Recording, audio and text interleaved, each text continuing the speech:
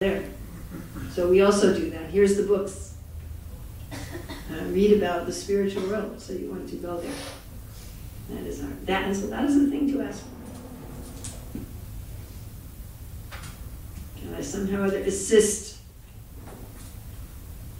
the devotees of the Lord and the Lord in helping deliver all living entities? That's the greatest thing we can offer to Krishna. I know he says Patyam Pushpam Palotayam. He wants leaf, flower, fruit, and water.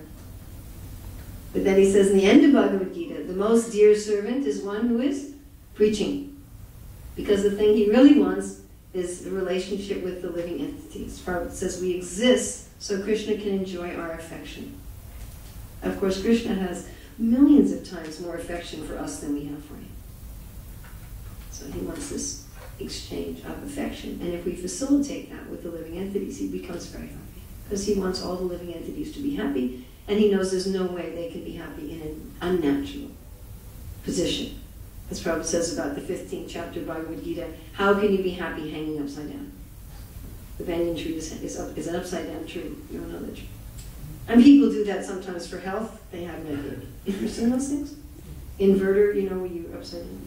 Or they do yogic headstands. But you're going to stay like that all the time? How can you be happy like that? You're going to walk around Oxford Street upside down? Huh? How can you be happy hanging upside down? So Krishna wants all the living entities to be happy. And the greatest thing to ask for is, let me help you. Let me help you.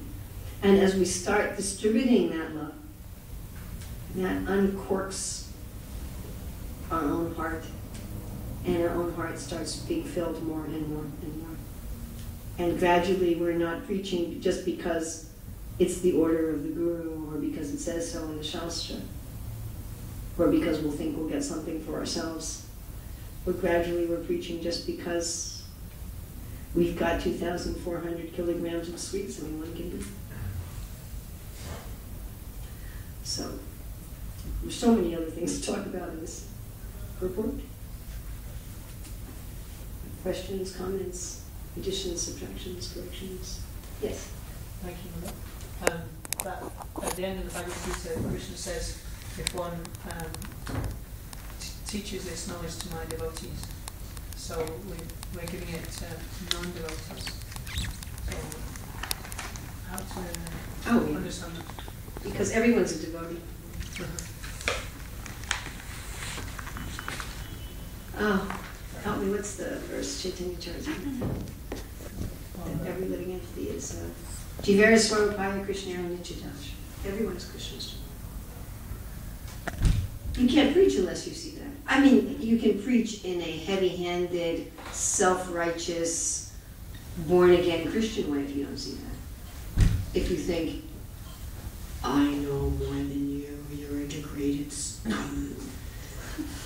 You're a hog, dog, camel, and ass. Listen to me, I know what you should. You can preach that way, but that's not very nice.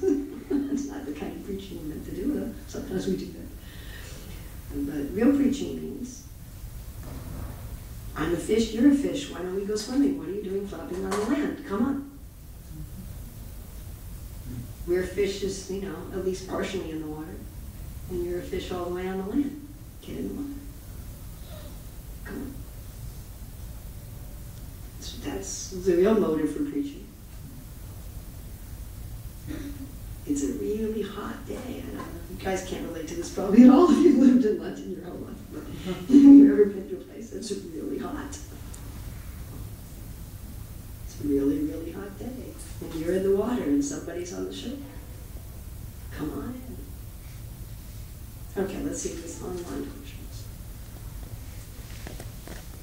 Oh, this was a question from the other day, and he's kept it. Okay. As practicing devotees, we realize some knowledge and experience this spiritual energy to some degree. Why is it then that we are still convinced there is something for us in sense gratification, gross or subtle? Generally, things take time to develop. So in other words, this question is really asking, why is it a gradual process? And Prabhupada says things develop gradually and proportionally. As gradually we develop faith and experience, In spiritual life, we gradually decrease our fear of giving up material life. Does it have to be gradual? No, it doesn't.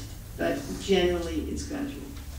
And my analogy for that is I would sometimes have students come to me who were very far behind in their studies when they came to me. Some of them like 5 years behind.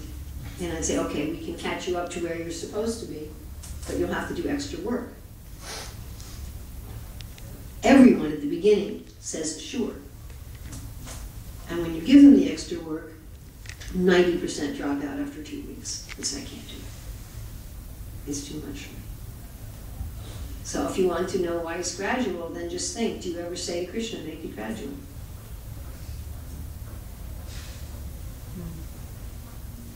I'm not saying what you say with your mouth, I'm saying what you say with your feelings. Do you ever say to Krishna, don't push me too fast? I want to surrender, but not if it hurts. I want pure devotional service, but if that means I have to get hit by a car, forget it, I'll take my time. If you feel that way, then it's gradual.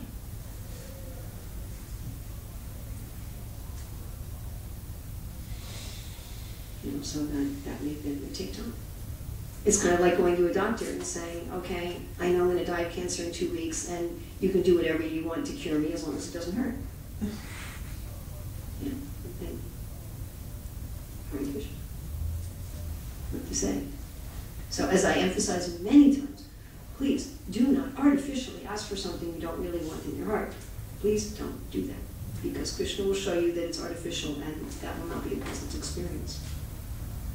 He'll show you that you don't mean what you say. He'll shake one of your attachments. He won't take it away. He'll just shake it, and you'll freak out, and you'll say, no, I don't really want that. So the reason it's gradual is because generally we want it to be gradual. We're not willing. Why are we not willing? You reach a point where there's no logic to it anymore. This is what it is. It takes time. How do we accelerate the process? We accelerate the process mostly through hearing and association. That we start gaining faith, that we see. We read about people in the scripture who fully surrendered and they're happy. And we see people who are at least more surrendered than we are and they're happy. And we gain some faith. And we also have our own experience that we surrender and it's good. That our fears were unfounded.